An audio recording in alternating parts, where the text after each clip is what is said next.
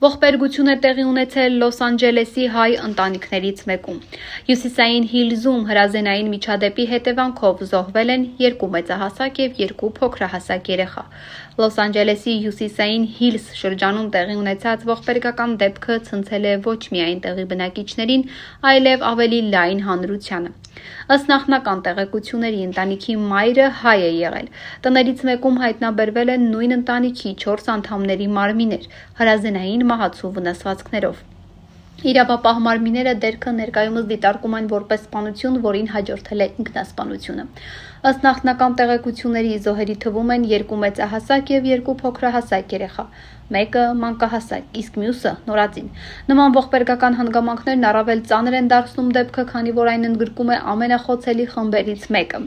Լոս Անջելեսի ոստիկանության վարչության Դեվոշայի բաժանմունքի աշխատակիցներն ահազանգ են ստացել չորեքշաբթի երեկոյան մոտավորապես ժամը 19:50-ին։ Տեղեկությունը վերաբերում էր Լոնդեուսի փողոցի 16-200 թաղամասում գտնվող բնակարանում լսված կրակոցի ձայներից։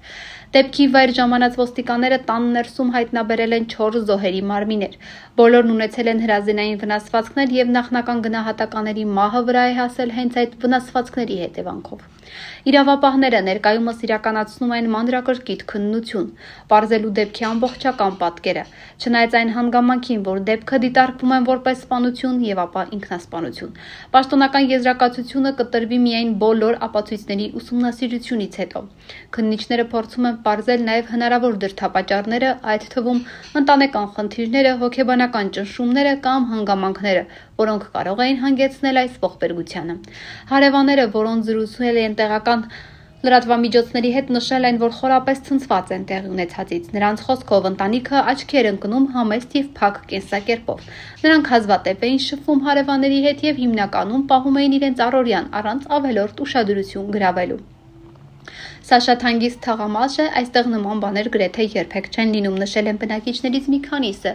ընդգծելով, որ այդ դեպքը խախտել է համայնքի խաղաղությունը եւ անվտանգության զգացումը։ Շատերը նշել են, որ դժվար է հավատալ, թե նման ողբերգությունը կարող էր տեղի ունենալ իրենց կողքին, մի վայրում, որը մինչ այդ օր ընկալվում էր որպես անվտանգ եւ ընտանեկան միջավայր։ Համայնքի անդամները նաեւ իրենց խորին ցավակցությունն են հայտնել զոհվածների հարազատներին եւ մտահոգություն հայտնել նման դեպքերի կրկնության հնարավորության վերաբերյալ։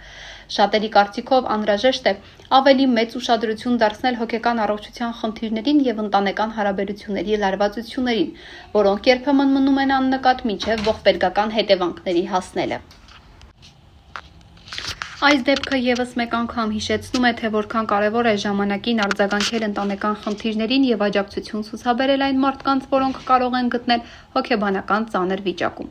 Իրավապահ մարմինները կոչ են անում բոլորին, ովքեր ունեն որևէ տեղեկություն դեպքի վերաբերյալ, համագործակցել հետաքննության հետ, օգնելու բացահայտել ճշմարտությունը։ Քննությունը շարունակվում է եւ առաջիկայում ակնկալվում է, որ կհրապարակվեն նոր մանրամասներ, որոնք ավելի հստակ պատկեր կկազմեն տեղի ունեցած ողբերգության մասին։